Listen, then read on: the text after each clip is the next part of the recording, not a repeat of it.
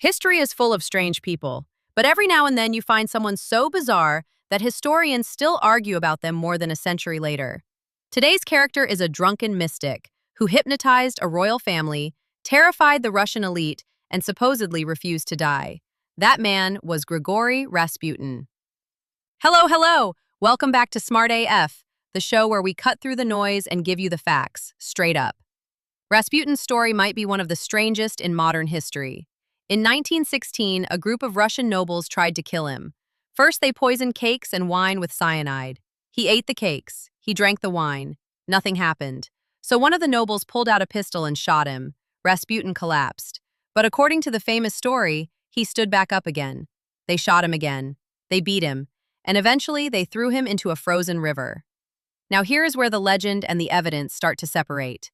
The dramatic version mostly comes from the memoirs of Prince Felix Yusupov, one of the men involved in the assassination.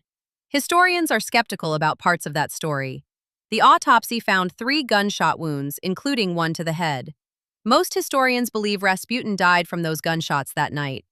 The poisoning story was likely exaggerated later to make the assassination sound more dramatic. But one thing is certain. The Russian elite were so terrified of this one man that they organized one of the strangest assassinations in history. So how did a wandering Siberian peasant end up with influence over the most powerful family in the Russian Empire? To understand that, we need to go back more than a century, to the final years of the Russian Empire. Rasputin first arrived in the Russian capital around 1903. He was a self-proclaimed holy man from Siberia who wandered from village to village as a religious pilgrim. He had almost no formal education, but he had intense charisma and a reputation for spiritual insight. By 1905, he was introduced to members of the royal court. Soon after, he met the imperial family, the Emperor Nicholas II and his wife, the Empress Alexandra Fyodorovna. At the time, the royal family was hiding a frightening secret. Their son and heir, Alexei Nikolaevich, suffered from hemophilia, a disease where the blood does not clot properly. Even a small injury could become life-threatening. When Rasputin prayed for the boy during one of his bleeding episodes, the child appeared to improve. This happened more than once. Historians suspect a simple explanation. Doctors at the time were giving the boy aspirin, which actually makes bleeding worse. Rasputin told them to stop the medical treatments and simply let the boy rest and pray. Ironically, that may have helped. Inside the palace, it looked like a miracle. From around 1907 onward, Rasputin became a spiritual advisor to the royal family. For nearly 9 years, he had unusual access to the imperial household, and that made many people furious. Rasputin was a peasant. He drank heavily. He behaved in ways that many aristocrats considered crude. Yet he could walk into the palace and speak directly to the empress. Rumors spread rapidly. People said Rasputin manipulated the government. They said aristocratic women were fascinated by him. Some rumors even claimed many noble women desperately wanted his attention. There were even wild stories that Rasputin had a romantic relationship with the Empress Alexandra herself. Historians today find no credible evidence of that. Most scholars believe those accusations were political smear campaigns designed to discredit the royal family. But the rumors were powerful. In politics, perception can matter as much as reality. There were also endless stories about Rasputin's behavior. They said he drank constantly. They said he acted like a holy man during the day and a chaos machine at night. And then there were the anatomical rumors. One persistent legend claimed Rasputin had an unusually large manhood. Decades later, a preserved object appeared in a museum claimed to be Rasputin's. Experts later examined it and concluded it might actually be a dried sea cucumber. History sometimes takes very strange detours.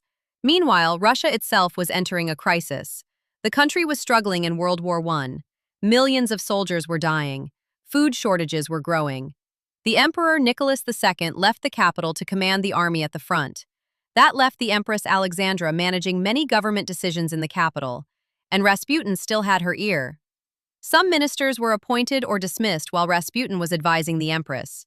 Whether his political influence was as large as people believed is still debated by historians, but many Russian nobles were convinced he was damaging the monarchy.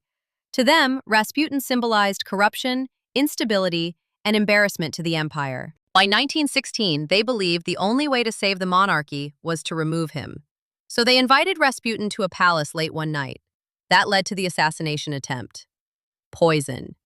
Gunshots. A frozen river. Rasputin died that night in December 1916. The conspirators believed killing him would stabilize Russia. Instead, it removed a convenient scapegoat. Just over a year later, the Russian monarchy collapsed during the Russian Revolution. The empire Rasputin supposedly influenced disappeared. But the myth survived, because the real story is not about supernatural powers, it is about desperation. The royal family had a sick child, the empire was unstable, and Rasputin seemed to offer certainty. History shows this pattern again and again. When institutions feel weak, people often turn to charismatic figures who promise answers. Mystics, prophets, strongmen, different centuries, same human psychology. At Smart AF, we look at the moments where belief, power, and reality collide. Because the story people believe is not always the story that actually happened. History still argues about Rasputin today. So what do you think? Was Rasputin a manipulative con artist, a misunderstood healer, or simply a lucky mystic who appeared at the right moment in history? Tell me in the comments. That's it for today's episode of Smart AF. And remember, making informed decisions is your right. So before you believe the hype, get Smart AF. See you soon. Thanks for listening. If you know someone who needs this info, please share this video with them.